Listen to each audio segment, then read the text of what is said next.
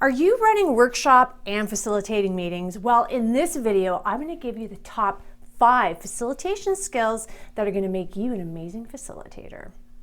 And if you stay tuned to the end of this video, I'm going to give you something really special so that you can facilitate your projects and not just be amazing at facilitating your meetings. Hi, if you're new here, welcome. Don't forget to subscribe to the best project management and career advice coming to you every Wednesday. Now, if you're excited about learning some expert level facilitation skills so that you can have awesome outcomes, like this video and let's get to it. Create an inclusive environment. I cannot tell you how critical this particular facilitation skill is and how many times I've participated in meetings where the facilitator did not have an inclusive environment. So it's really important that all your participants feel like they're part of one team when they're in any workshop or meeting, and that they're all there together in order really to do the same thing, achieve whatever goal that your meeting or workshop is all about. So how can you really create an inclusive environment? Well, there's a couple of ways. I think the first and foremost is icebreaker activities are a great way to do it. Check out my videos on icebreaker activities. I have tons of a lot of fun ones, both live and virtual. But that's really important because that just kind of lightens the mood, and it's really great when you have people who don't really know each other. Another thing when it comes to inclusive environment is to ensure that you're really monitoring participation. You want to make sure everybody is participating. One of the key things that I do in order to help facilitate this is when I have exercises that I want my participants to perform in, I actually make every individual do the exercise first, kind of like the first kick at the can, and then I put them out in breakout rooms so they actually all come prepared with their own ideas and they have something to talk about versus going into the group and maybe only 1 or 2 people, being the more dominant ones, are controlling the conversation. That's a nice way to ensure an inclusive environment.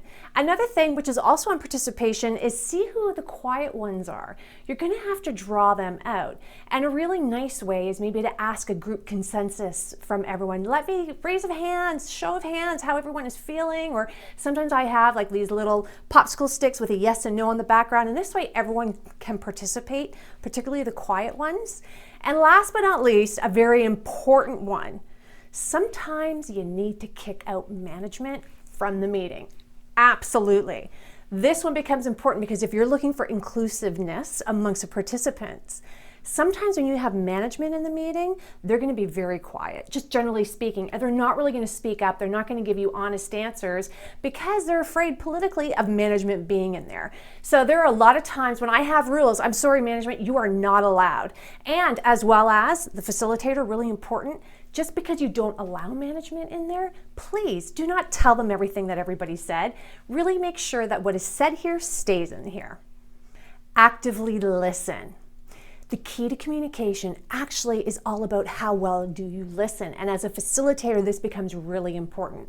Why? Because people are apt to communicate more if they find that they're listened to. So this becomes a real big part of facilitation. So how can you do active listening? Well, first and foremost, a no-brainer is you want to have eye contact with people. You want to know and let them know that you're actually looking at them and listening to them. Another one is having receptive body language. If I'm crossing my arms and kind of, not really paying attention and sideways, I've talked about body language before, it becomes really important because then I can, right from your body language, see that you're not interested in what I want to, or what I'm saying. And that's the last thing you want to do in a workshop or a meeting when you're facilitating. You want to make everybody feel inclusive. Remember that first tip? Now, as well, you have to be neutral and non-judgmental. It's really important as a facilitator. This session is about you achieving a goal. Who cares about your opinion? That's why you have people in the room, so that you can grab their opinion, collect what's needed in order to really achieve the goal of the session. So you have to be neutral, have no judgment when it comes to what people say, and respect every opinion, because you'll be amazed. Sometimes the person who's dissenting in the room sometimes can have the idea that we build off of that becomes a solution. And what becomes really important is be a parrot. I want you to repeat back to people what they've said. So if someone was saying something, and here's an example. So Susie was talking about her concerns. She had maybe a couple of points and then she finished. And then this is what you would say. just to make sure that she knows that you are actively listening. Susie, thank you so much for your points. I really appreciate it. What I want to do is I just want to sum up what you said so that I know clearly the points that you're trying to let us know and you want to add to this particular idea. So tell me at any point if I didn't understand this correctly. So you would like to have ABC and ensure that XYZ is implemented in the program. Did I hear you correctly on that? And then she has a choice of saying yes or no and course correcting you if you didn't get it right. And then at that point, you can say, thank you, Susie. I'm just now going to capture it on my flip chart paper, capture it on the computer, have my assistant capture it, however you're going to do it. But now that is so important for active listening because people feel like they're being heard and you captured their information correctly. Be prepared. Okay. For some of you, you may be going, Adriana, that's a no-brainer, but I'm letting you know it's unfortunately not a no-brainer because I don't know how many times I've gone into meetings, not as a facilitator, as a participant, and people just weren't prepared. I don't understand why you weren't prepared. So simple things like what's the purpose, goal, and agenda items, that becomes critical from facilitation skills. You really want to ensure you set things up right. The work is in the preparation. Executing it actually, in my opinion, is really easy. It's the preparatory work that you do that is going to be critical. So have those agendas, understand what the goal is. Ensure you invited the right people. This is why the purpose, the goals, and the agenda become really important because it allows you to know, do you have the right people in the room? Now, you also want to take a look at pre-read and pre-work. So I find for a lot of my creative brainstorming sessions where we're really trying to get answers, then I really need to do some pre-read and pre-work. So what could that be? So if I want them to just get acquainted with something, I may just give pre-read, something I set up so that walking into the meeting, they actually know what's going on. I may even give them a video on something if there's like a concept that I want them to be aware of. But more important, I actually like the pre-work. So I will create a simple exercise, probably to really baseline what we're trying to do and just get everyone on that same page. And I'll have it due a few days before so that I can compile it. And then when we walk into the session, we're actually building off of something that everyone worked on, validating it, which allows me to jump right into exercises. So that becomes really, really important. And last but not least, when it comes to being prepared, is make sure you have all your tools available.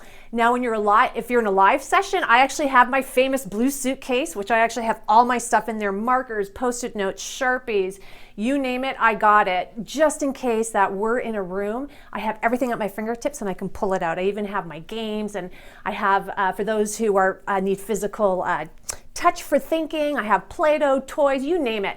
I have everything. Now for virtual meetings, obviously I don't have I have a suitcase to roll out at a live meeting. It's a little bit different. I create a SharePoint site, and that SharePoint site is a central location that is all prepared. So we all are going into the same place, and it really ensures that everything is smooth. So be prepared. I can't tell you how critical that skill set is.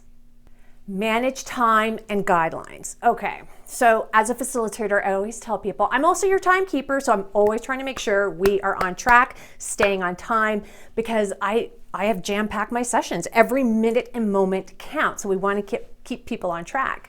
Now, what helps me a lot are my guidelines, is that I have specific meeting rules, workshop rules, guidelines. I'll be honest, I'm more of a rule gal where I'm saying this is what we have to do. But there's simple things like ensure that you participate fully, be on time when returning from breaks. If it's a live session, I'll actually say phones and computers off. And if it's a virtual session, I'll say video on. So these are just some of the things that I need from those participants to ensure that we are all on the same page, same level playing field. Now you can check out this video over here because I actually have a video totally dedicated on meeting rules that you can check out and get some ideas from.